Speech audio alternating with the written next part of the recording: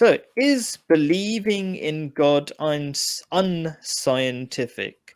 So, there's a lot of misunderstanding about this topic. So, simple probabilities tell us that God exists, e.g., for example, a single hemoglobin protein should have taken longer, I should say molecule, I'm not sure if it's a protein, but anyway, longer than the age of the universe to evolve. So, you need about, I think, about 270 million hemoglobin things. Hemoglobin are the things that make your blood red. Okay, so people think blood is simple, but it's not. It's really high tech stuff. Okay, so to make a pin drop's worth of blood, which is 270 million of these hemoglobin things, even to have one of those hemoglobin molecules is basically impossible to make within a space of the age of the universe. So if you had mutations every millionth of a second since the beginning of the universe, it would still not be enough time to create a single hemoglobin molecules. So simple probabilities tell you that it's impossible for God not to exist. It can't have been lots of random mutations. Okay. So the second point is there's a big misunderstanding about evolution itself. Like Islam, for example, taught evolution over 1,000 years before Darwin did. Right. So Darwin did not invent evolution. It's a lot of propaganda, putting him on a banknotes in England and stuff like that to make him as if he did something special. Like all sorts of people knew about evolution long before him, right? So it's an interesting bit of propaganda, I would say there. So evolution doesn't disprove God; it just means things change over time, right? To believe things change randomly, which is the sort of atheistic view of evolution, because it's not what evolution has to mean. Okay, just the fact that it happens randomly isn't logical, as nothing is made by accident. Why would there's so much order and fantastic design in everything. Why would you think that the changes are random? That's just like a bias towards not believing in God, or just wanting to believe things are accidental, which is quite a leap of faith. If anything is a leap of faith, that is a leap of faith. And then the last bit is the Quran. And I talk about the Quran a lot because you can't really say the following about the Bible and other scriptures, right? Even though I do believe in the origins of all religions. Okay, the Quran, which is the guidebook for life from Islam, at least, mentions the Big Bang, for example. Okay, and has none of the scientific contradictions of the Bible. So a lot of misunderstanding. The reason why people think it's unscientific to believe in God is in part because of the contradictions or the unscientific things you hear in the Bible. Any thoughts, Hamid? Yeah, actually, yeah. Listening to you, quite a few thoughts came. I think hopefully I can remember all of them. That's it. So one of them was I think what you said about things, coming about randomly, and I actually kind of had a different thought to that, because obviously we know that science is basically what we learn from experience. That's what science is. Yeah. It's not a magical, mysterious thing, which I think some sort of exclusive thing to professors and people with PhDs and things like that. It's uh, small children are doing science all the time because they're experimenting with their world and learning from it and accumulating knowledge by trying things out and getting experience. So that's and then sort of leading on to that, you were saying about things coming about from random mutations. I think that's actually the amazing thing about creation, because we know that okay, if I throw things around, they move kind of randomly, not randomly, because there's an order to everything. So something will collide with this and it'll collide with that, and but that all happens for a reason because there's mechanics and things are in a certain place. But um, what I mean to say is that despite the things don't actually kind of have a mind of their own, they're just falling into whatever position they happen to fall into.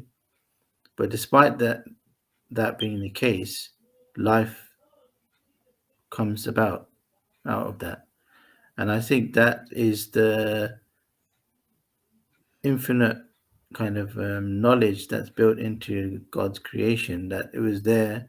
Creation was bound to happen from the beginning of the universe when they only had particles and atoms.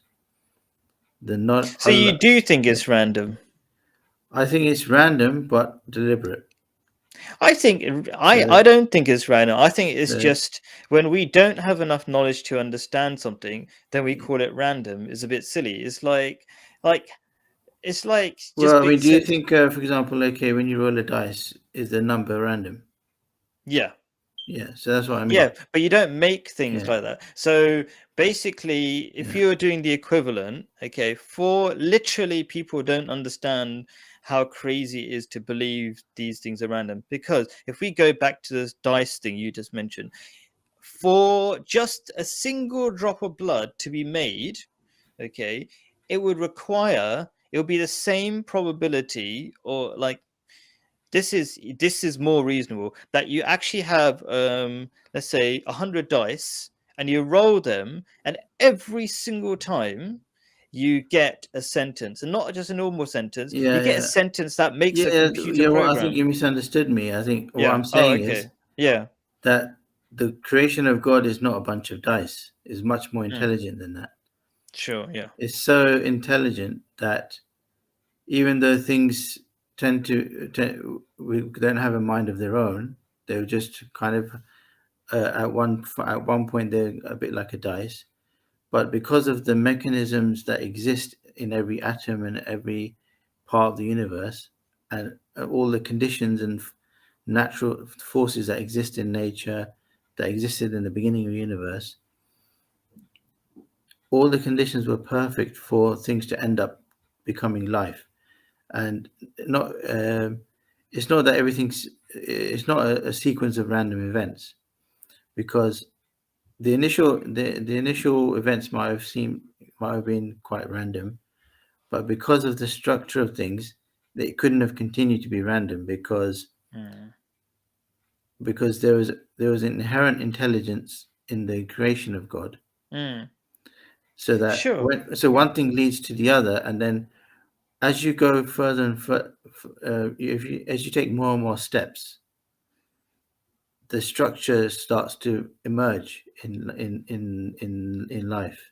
It's In interesting you say that. so So we yeah, know like the Big Bang, right? So the Big Bang, you might think, oh, it just popped, and it feels random. A bang feels random, yeah, but imagine a bang that was so precise that if it was too fast or too slow, the yeah, universe could not exist. So incredibly precise. It's just mind-boggling. So I yeah, think on the surface, some things look random, but the more we study them, the less random we realize they are. yeah. They and I think this is what you're kind of in a way Yeah, alluding so I to. suppose the word random is probably misleading. What I mean is Mm. things are falling into place without their own intentions. Yeah, I know what you mean Yeah, actually. yeah, yeah. Yeah, it feels like But where but we feel like our choices can be random, right? yeah, But the more we look into how things work out, we kind of realize, as a lovely quote from one of my favorite movies, V for Vendetta, there is no, oh no, coincidence, only the illusion of coincidence. So we think things are happening randomly, but the more we look at how perfectly I call it the Earth machine, like how perfectly things are being orchestrated to keep us alive. They look random, like the weather looks random, it's like wind blowing, but it's not that random because it's perfectly keeping us alive. But anyway. yeah. Because I know this is a very classical kind of argument in the debate between theists and atheists, is that if you assume that everything just happened randomly one after the other, then it would you would never get evolution the way we've had it, because it happened in a much shorter period of time than it should have. Yeah. But there are also a lot of work that's been gone, very interesting work that's gone on in trying to explain that, how it's happened much quicker than it seemed to. you would expect. Mm. And it's very interesting. There's a book about it's called "What Is Life? How chemistry becomes biology." Mm. So chemistry is just chemicals without any Yeah. organization, whereas Apparently. biology is organized in a way that it replicates and reproduces itself and things like that. So Mm. there's um, there's a tendency for things that are going to replicate to it's a kind of a chemical version of survival of the fittest. You mentioned Darwin, Mm. who's famous for that. Mm. Mm. Uh, so at a very basic chemical level, there's a bias or favor for those things, those structures to survive, which are he call it dynamic stability, which is Cool. which is like uh, it's not my field, but yeah, I'm gonna even push you. Yeah, go. even at a chemical level, you've Yeah. got a kind of survival of the fittest. So so basically, he kind of Yeah. explained why it actually could happen a much faster than you would think it would. But then Mm. but that didn't really affect that's not even relevant to the um, debate about God. Even in fact, it for me even more amazing that God had created the chemical world with so much built-in intelligence that we didn't know Yes, that that's it what would I was actually thinking. end up evolving very quickly Just into because, yeah, yeah just because we see a bunch of chemicals and we yeah think they're just there, okay, we don't understand necessarily the intelligence behind it, because there's no reason why they should form, biological units that do amazing things, basically robots, basically biological robots. So anyway, mhm. next thing, because we do try to keep it short and sharp and interesting. Next